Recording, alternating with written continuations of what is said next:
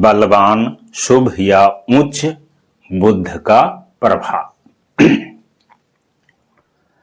कुशाग्र बुद्धि वाला, विवेकशील, मिलनसार, व्यवहार कुशल, वाणी में प्रभाव व अधिकार, विद्या लाभ, परीक्षाओं में सफलता, गणित, वाणिज्य, कंप्यूटर, सूचना, विज्ञान इत्यादि क्षेत्रों में सफलता, व्यापार से लाभ, दलाली से लाभ, मित्रों से सहयोग, स्वाध्याय में रुचि, पद प्राप्ति व पदोन्नति, यात्रा से लाभ, हास्य में रुचि, सुख, सौभाग्य, यश प्राप्ति, पारिवारिक प्रसन्नता और स्नायु मंडल मजबूत होता है। नौकरी, उद्योग धंधा, राजनीति और नेतृत्व से लाभ, ऐश्वर्य, कीर्ति लाभ, उच्च पद की प्राप्ति, ऋण संबंधित बातें बनती है। इसका अर्थ यह है जो अगर वो आदमी ज्यादा से ज्यादा ऋण कहीं लेना चाहता है तो वो आसानी से उसे मिल जाता है, इसका ये अर्थ होता है।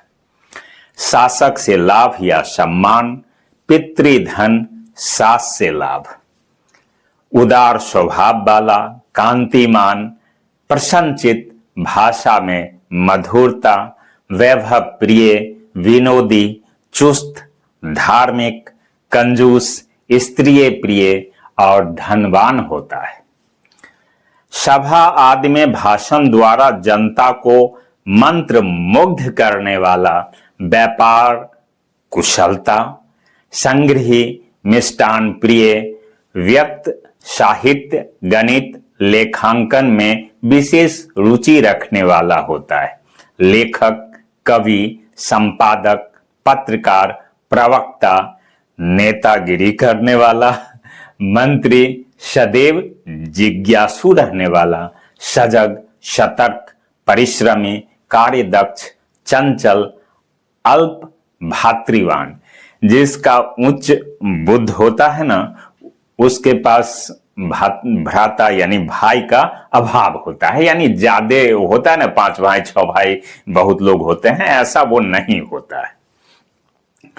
संगीत प्रेमी, माता के प्रति स्नेह रखने वाला, पिता के व्यवसाय से लाभ हो, मित्रों से सम्मान मिले, स्त्रियों से शीघ्र प्रभावित होने वाला, समझदार, लोकप्रिय, बहादुर, खुश मिजाज, बोलने में प्रवीण, राजनीति में निपुण, गंभीर, व्यायाम प्रिय, विलासी, वस्त्र, अलंकार व सुगंध प्रेमी, उत्तम स्त्री व धन से युक्त, धन लाभ, यश लाभ, कुटुंब का आदर करने वाला, जल्दी ही क्रोधी होने वाला या जल्दी ही शांत हो जाने वाला होता है। इच्छा अनुसार खर्च करने वाला, अनेक दिशाओं में व्यापार करने वाला, पर धन संचय में दक्ष, सिलाई के काम में निपुण और सजनों से प्रेमी होता है। कमजोर, पीड़ित या अशुभ बुद्ध के प्रभाव। जब ये कमजोर या पीड़ित या अशुभ होता है तो फिर क्या सब होता है? मेहनत अधिक मगर लाभ कम, बातचीत में सफलता नहीं मिलती है, या आप ये भी कह सकते हैं जो बातचीत करने से सफलता नहीं मिलती। विवेक में कमी, पढ़ाई में बाधा, परीक्षाओं में असफलता, व्यापार में हानि, शेयरों में घाटा, दलाली में घाटा, जल्दी घबरा जाने वाला। जब बुद्ध कमजोर होता है तो व्यक्ति बहुत जल्दी घबरा जाता है, दूसरों के द्वारा अपमानित या तिरस्कृत, मनोव्यथा, स्वजनों से विरोध, नौकरी में बाधा, कलह, धोखाधड़ी के मामलों में नुकसान, बिना सोचे समझे दस्तावेजों पर दस्तखत करने के कारण परेशानी, मामा या मौसी से दुख या कष्ट।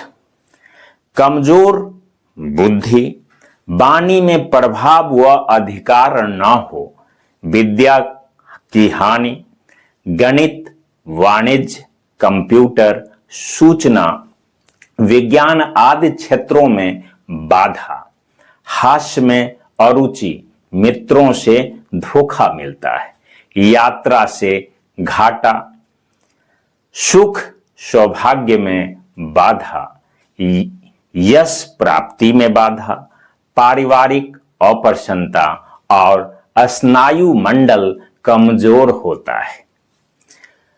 दिखावा करके दूसरों को धोखा देने में तत्पर रहता है। स्त्रियों से शीघ्र प्रभावित होने वाला, भोग विलास का जीवन व्यतीत करना चाहता है। दुष्कर्मी और संतान सुख से वंचित होता है।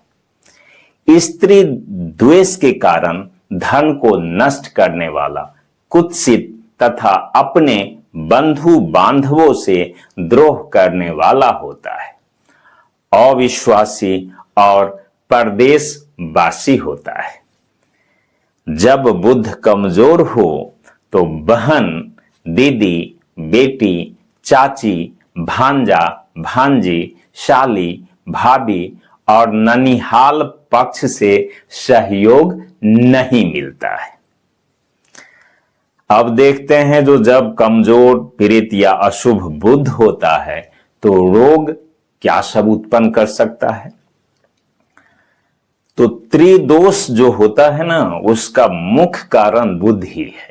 त्रिदोष का अर्थ है वात, पित्त, कफ, विकार।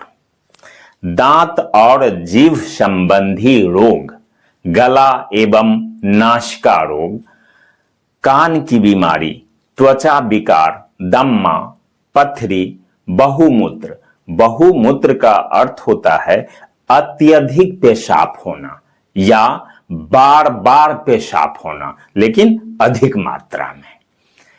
पांडु रोग, गुदा रोग, श्वेत कुष्ठ, मानसिक रोग, आलस्य, मूक, जिसको आप कहते हैं ना, जो ये आदमी तो बोलता ही नहीं, जैसे बौक हो गया है।